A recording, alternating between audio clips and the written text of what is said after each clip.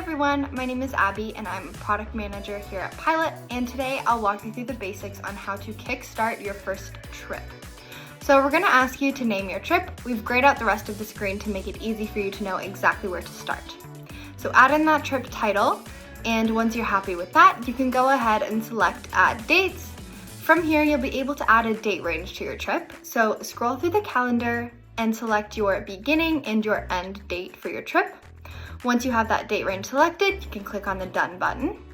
And that's 2 of 3 steps completed. So the third step is to click and add a cover photo. You can upload this photo through your own computer, or you can use our Unsplash library too.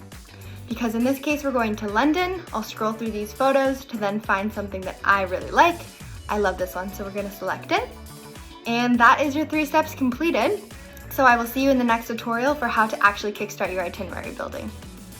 To view the next video in the series, click the thumbnail on the left. To watch the entire playlist, click the thumbnail to the right.